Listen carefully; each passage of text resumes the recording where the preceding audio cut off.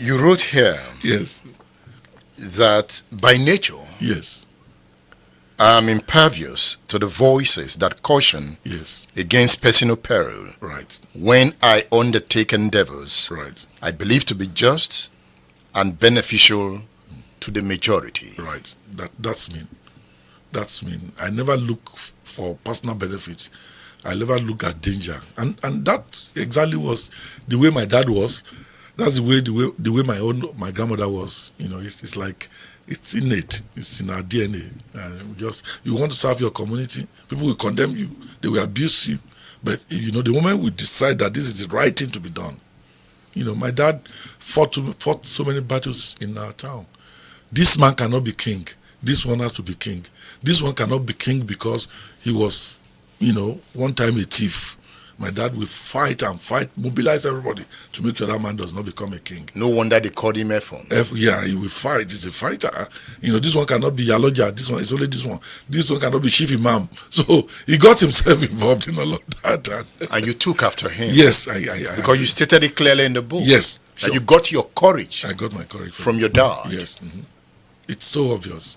Your dad was a Zikist. He was a Zikist, yeah.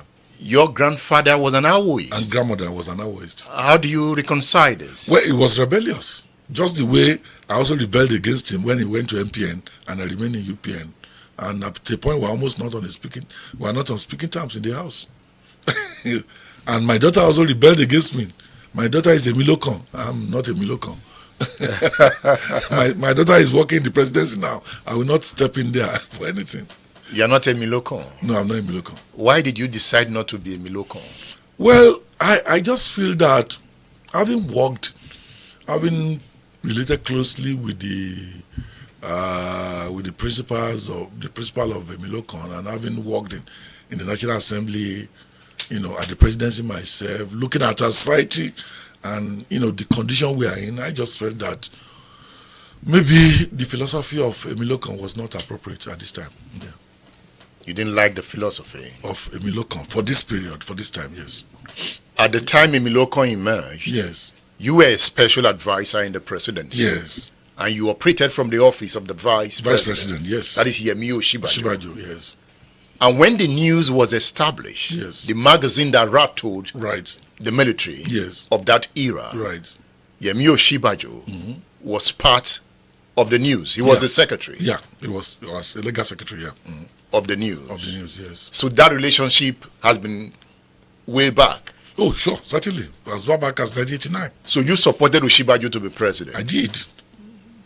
What informed that decision? I was convinced because having seen him up close, the way he walked, his philosophy, his breadth of knowledge, and the kind of patriotic verve in him, I just think that he was the best person at that time to govern Nigeria that I've seen up close to be on the path of danger. Yeah. So you were among those who persuaded him not to step down for anybody?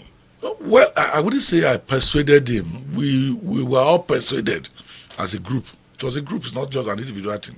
Yeah. That look, if we can force our way through, that it will be good for this, and it will be good for this country. I'm telling you. For me, it's like losing Awolowo a second time. That was what happened. That's the way I saw it, because it was at that level. It was at the Awolowo level in terms of capacity, ability, dedication, commitment. I'm telling you, this country will have gone places with him if he had the opportunity. But it didn't happen. Again, will it happen? Well, we have to continue to be positive. Hopefully. I don't know whether you still want to go through that again. It was too excruciating, too demanding. What made it excruciating? We toured the whole of the 36 states 3 times. The man will stand up 4-5 hours addressing delegates and asking them to ask him questions of any kind. Without looking at anything, he will tell them, he will answer them, and then at the end of the day, he will stand up and take photographs individually with each and every delegate in 36 states of the country. Flying, sometimes we leave Sokoto at 2 a.m. to fly back to Abuja. By 8 a.m. we are back at the airport to fly to another state. So it was that, very strong not eating, he sparsely eats, and then not resting. When we are scrambling for food somewhere, we just be looking at us. Just give him his black coffee, maybe with, 2 slices of bread sometime. Yeah, that's. You said we missed the second coming of Awo. Of Awo. That's a big statement. I can defend that anywhere. Here is a man, you cannot even write a speech for him. He's at an event, he has his iPad with him, right there observing what is happening and everything. He's working on his speech. And by the time he goes out there on the stage, God, you know that this man is well prepared. He's well read, he's well schooled, and in terms of ethics, man, it's first class. I remember when we got in, he called all of us. He said, "You are just a small percentage of Nigerians, among Nigerians who love to hold this your position. That should be enough of glory for you. So, I do not want to hear you come here to do business. The moment I learn that you've gone into one deal or the other, look at me, you'll be sacked." And he drove all of us to the extreme in terms of hard work. Hard work. So why did Buhari not back him? I think that will form the basis of my next book. It's a long story. Can you give me some hints? I think I'm sorry to say I think Buhari wasn't a visionary. Wasn't a visionary. Let me just leave it at that for now. He wasn't a visionary. Yeah. You were a special advisor under that presidency. Yes. On political matters. On political matters. So why did you accept to be a special advisor? Well, I was a very big admirer of Buhari because of what I saw in his first time, and because of also his attitude to wealth, Spartan lifestyle and everything, but coming up close to that place, I didn't see much of vision. It's not driven by vision. Now, it's unfortunate I'm saying this, but we have to say it. But in terms of, he's a patriot of Nigeria. He's a patriot. Take it from me, and he's incorruptible. Take it from me as well. His needs are few. Take it from me. Yes, those are good qualities, but it's not enough. When you're a leader, you have to design a vision, and that's what make all of us celebrate Awo today. He was a visionary. He knew where Nigeria was, and he wanted to take Nigeria, and he designed a policy towards that. But it's a different matter with that man I loved and I respected. Yeah. So you've gone. So you've seen him. Yeah. Yes. That's it. Osinbajo is a visionary. Yes. So how did Osinbajo feel? Or how did he feel working with somebody that wasn't a visionary? Well, it's a combination. Just you could then ask me, how did the idea not fail with somebody like Buhari? It's a partnership. What somebody does not have, you think that another person will add to it. So I am just imagining yes. if Osinbajo became frustrated at some point. Honestly, I wouldn't want to dwell on these things now. You'll be taken away from the book I'm currently writing. So I think I'll be back here one day to discuss this with you wholeheartedly, without holding back anything. It's one of the things I've seen that give me doubt if we are going to be able to lift this country up. Because again, are we ready, all of us? Why some people are pulling up, some are pulling down, and that kind of thing. And again, there are so many funny characters around power, selfish, self-centered, all this sees money and authority and influence and all those, things around power, like siren and convoys and traveling first class or business class. So, look, let me just tell you this: whoever is going to run this country successfully and change Nigeria must not just be an individual. It must be one person working within a group of people who have the same vision as him.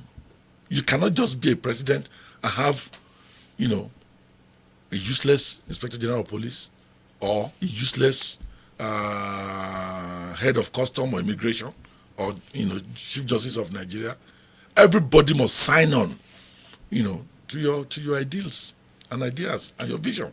Just the way everyone around Awolowo signed on to a particular goal, a particular vision, and said, look, nobody dare move outside it. The moment you move outside it, you are pushed aside, never to be accepted again, and they move on until they achieve their goal. Buhari didn't have that. Again, let's wait and see. Did you expect that Osinbajo was going to lose the primary? Yes. You knew? Yeah, I saw it coming. Again, let me tell you this. Because of the nature of the system we operated, or we are still operating, I kept saying at our meetings that all of the efforts we are making, traveling around, convincing people, meeting people, addressing delegates and all of that, I told myself and I told them at the meeting that it's only 40%. That 60% of it lies in Buhari's hand. Unless and until Buhari is able to mobilize people around him, the governors, his own aides, and around this project. So I used to refer to Buhari as the one-man majority. And he never mobilized his team around the project. Forget about that. He didn't do that. No. Did he do that towards Tinubu? No. Well, he didn't do that for Osinbajo. I think Tinubu outsmarted him. Tinubu did? Yeah, I think he outsmarted him. He didn't support Tinubu? I'm not sure he was a Tinubu's fan. So what happened? Again, it's a long story, which I would like to reserve for my book. Your book. It's going to be I wish you could write the book now. I will. I'm working on it. I'm serious. So Tinubu outsmarted him? Yes, he outsmarted him in so many different ways. Can you give me some ways, some tips? No, don't. That I can take away. If we're going to it, it's going to dominate the entire interview we are going to have. I'm talking of a book. You are talking of give you a hint. I wouldn't want to say what I cannot elaborate on, and which will make people misconstrue what I was saying. So that's why I said, let me first of all put it down before we can, so we can move to. I'm waiting. Yeah, please. May God give us a long life.